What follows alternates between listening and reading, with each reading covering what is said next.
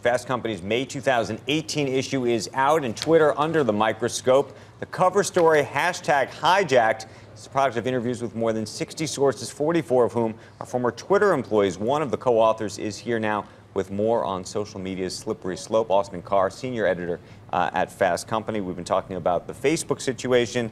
Now we're looking at the Twitter situation. Dare I ask, which is worse?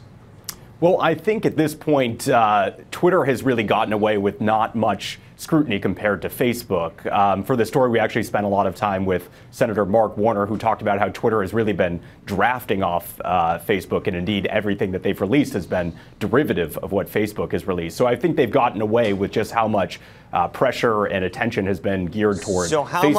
So how much is Twitter doing what Facebook was doing, to the extent are there Cambridge Analytica style situations that would fit under the Twitter rubric as well?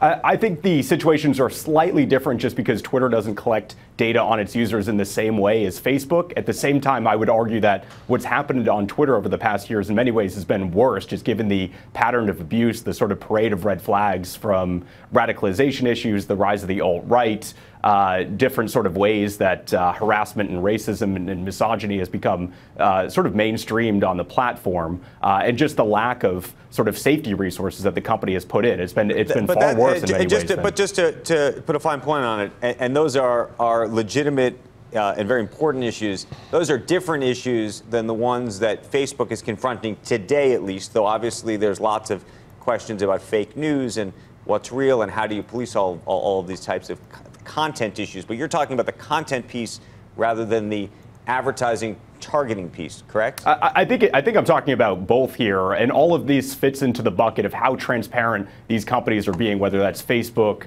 and Twitter or YouTube and Reddit, about what data they're collecting on their users, what they're going to allow on their platforms, and what type of advertising can be targeted to individual users. I think they're all in the same bucket. You just threw out the name Reddit. I've always thought of Reddit actually as a one of the more open platforms. I mean, that's sort of built into the brand. Is that not the case?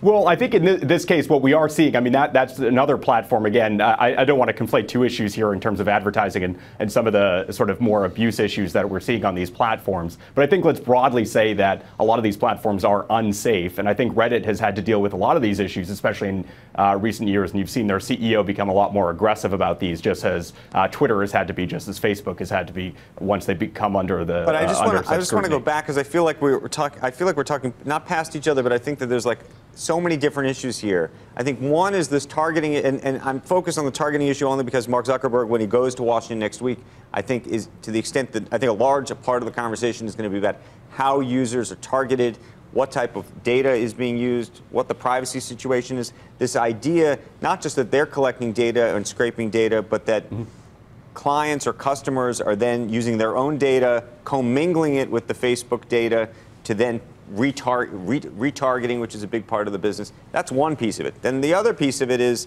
fake news. Are people, is there hate speech? Is there all sorts of other things, and how that, right? I mean, I think that, I mean, and you can certainly weigh in on the Twitter piece, but I think that there are a lot of different issues here. And Twitter being an open platform is very different than Facebook being a closed platform. So there are many more concerns about personal information that people thought was shared only with their friends being accessed more broadly on Facebook, whereas Twitter, it seems like there are greater questions of abuse of the platform, sort of manipulation with fake news and stuff like that. Am I correct? Yeah, I mean, you're totally correct. And I think that a larger issue here is that these companies for so long had spent, sort of made their argument around that impressions on these platforms are extremely valuable when it comes to selling it to brands, like you mentioned before with Procter & Gamble. Right. But nowadays, suddenly in the political setting, no, these impressions are not that. They can't really sway public opinion, and they can't have it both ways. So that's what I think a lot of the testimony next week with Mark and hopefully later on with someone like Jack Dorsey, the CEO of Twitter, will really get to the bottom of, are these impressions that valuable? Final question for me, and I'm curious where Julie lands on this as well. We are all talking about this, not as if it's the end of the earth, but as if it's a very, very significant, important question and issue. And I just wonder, and I know what the polls say, but I just wonder whether you think that there's an entire generation of people who are looking at us talking about this and saying, you know what, actually, I don't care that much. I just don't care. I'm happy to use these services.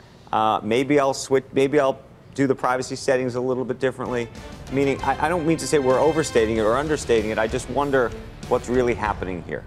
Yeah, I mean, I would say talk to anyone who's been abused or threatened on these platforms. I'm sure you yourself has had to deal with that type of harassment, Sure. just given any followers you have. And then anyone who's just had to see what's happened in the last couple of years with not only the polarization in the election, but sort of issues around the alt-right. I mean, there's no doubt Austin, that these companies aren't doing Julia, enough. thank you. Hey there, thanks for checking out CNBC on YouTube. Be sure to subscribe to stay up to date on all of the day's biggest stories. You can also click on any of the videos around me to watch the latest from CNBC. Thanks for watching.